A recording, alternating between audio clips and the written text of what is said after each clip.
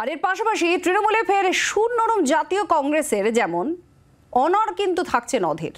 তৃণমূলের বিরুদ্ধে পুরনো অবস্থানেই অনর প্রদেশ কংগ্রেসের সভাপতি অধীর চৌধুরী। গোষ্ঠী কোন্দলের অভিযোগে তৃণমূলকে খোঁচা দিলেন অধীর চৌধুরী।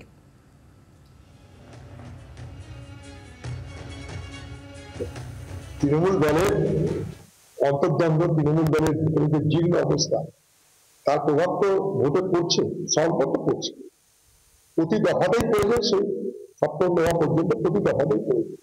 সপ্তমে আরো হয়তো সপ্তমে চলবে, সপ্তম দফার ভোটে অন্তর্দ্বন্দ্ব আরো হয়তো সপ্তমে চলবে। তৃণমূল দলের জীর্ণ অবস্থা।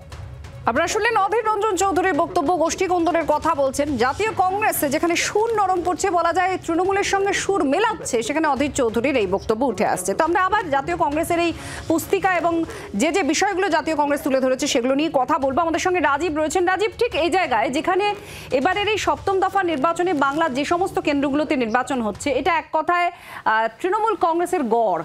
একেবারে তৃণমূল কংগ্রেসের জেতা এমন কয়েকটি আসন আছে যখন তৃণমূল এই রাজ্যে ক্ষমতায় আসেনি।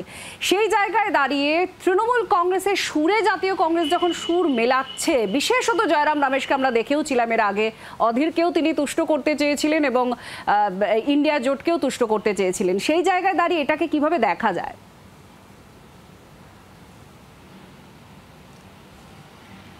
দেখো, তোমাকে প্রথমেই জানিয়ে রাখি যে কংগ্রেস যে আজকে পুস্তিকাটি প্রকাশ করেছে সেটি ৭৫ পাতা, এবং সেই ৭৫ পাতায় তারা উল্লেখ করেছে যে ৭২ দিনের ২৭২টি প্রশ্ন, শূন্য জবাব।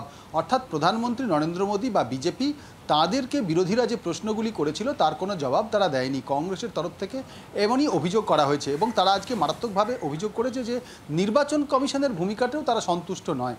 তার কারণ তারা বলছে মোট ১১৭টি তারা অভিযোগ জমা দিয়েছেন। সেই অভিযোগের মধ্যে প্রায় ১৪টির মতো অভিযোগ প্রধানমন্ত্রী নরেন্দ্র মোদীর বিরুদ্ধে। তা সত্ত্বেও প্রধানমন্ত্রী নরেন্দ্র মোদীর বিরুদ্ধে কোনো ব্যবস্থা নেওয়া হয়নি।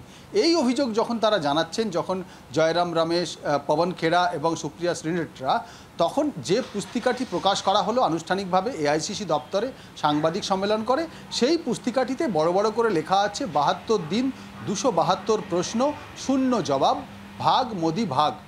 এই বিষয়টিতে কিন্তু কংগ্রেস বনাম বিজেপির এতক্ষণ পর্যন্ত যা যা আমি বললাম পুরোটাই ছিল, কিন্তু এই বইয়ের এই পুস্তিকার একেবারে শেষের দিকে পশ্চিমবঙ্গের কথা উল্লেখ আছে। বিভিন্ন রাজ্য ধরে ধরে একেবারে অসম থেকে শুরু করে। রাজীব, তুমি সঙ্গে থাকো, আমরা একটু বিজেপির প্রতিক্রিয়া নেব। শ্রমিক ভট্টাচার্য এই মুহূর্তে আমাদের সঙ্গে রয়েছেন। শ্রমিক বাবু, আপনাদের গলায় একসময় ভাগ ড্যাশ ভাগ শোনা গিয়েছিল, সেখানে এই শূন্য স্থানে যে কেউ এসেছে, কিন্তু এখানে আপনাদের নামে বলা হচ্ছে ভাগ মোদি ভাগ নামে একটা পুস্তিকা প্রকাশ করা হয়েছে, এবং সেখানে তৃণমূলের সুরে সুর মেলাতে দেখা গেল জাতীয় কংগ্রেসকে, কিন্তু অধীর অনর থাকলেন নিজের পৃথক অবস্থানে। আপনি কি বলবেন? কেউ যদি নিজের বাড়ির দরজা বন্ধ করে উৎপাদন নৃত্য করতে করতে ভাবে আমি মাধুরী দীক্ষিতের সঙ্গে নাচতে শুরু করেছি, কেউ যদি ছাদে ব্যাট হাতে নেমে অন্ধকারে ব্যাট ঘোরাতে ঘোরাতে মনে করে যে উল্টো দিকে গ্লেন ম্যাকগ্রা বল করছে আর প্রত্যেকটা বলে ৬ মারছে, তাহলে অনেকটা সেই রকম ব্যাপার। কংগ্রেস কার্যত একটা সাইনবোর্ড পার্টি পশ্চিমবঙ্গে, এবং কংগ্রেসের প্রকৃত উদ্দেশ্যটা কি সেটা মল্লিকার্জুন খার্গে মুর্শিদাবাদ এবং মালদা ভোট হয়ে যাবার পরেই সামনে নিয়ে এসছেন, অধীর চৌধুরীকে শাসন করেছেন। অধীর চৌধুরী পশ্চিমবঙ্গে সিপিএমকে সঙ্গে নিয়ে মমতা বন্দ্যোপাধ্যায়ের বিরুদ্ধাচারণ করছেন, আর দিল্লিতে গিয়ে একই সঙ্গে তৃণমূল কংগ্রেসের এই প্রাতিষ্ঠানিক লুট সেটাকে একটা আইনগত পরিষদ দেওয়ার জন্য মিছিল করছেন। সুতরাং এদের দিন শেষ হয়ে এসেছে। কংগ্রেস কি বলছে এটা নিয়ে মানুষ আর কোনো চিন্তা ভাবনা করছে না। পশ্চিমবঙ্গে তৃণমূলের বিসর্জন অবশ্যম্ভাবী। তৃণমূলকে টিকিয়ে রাখবার জন্য পরোক্ষভাবে কংগ্রেস এবং সিপিআইএম নো ভোট টু বিজেপিতে নেমেছে, এবং বিভিন্ন জায়গায় তারা বিজেপির বিরুদ্ধাচরণ করে এই ভাষায় আক্রমণ করেছেন।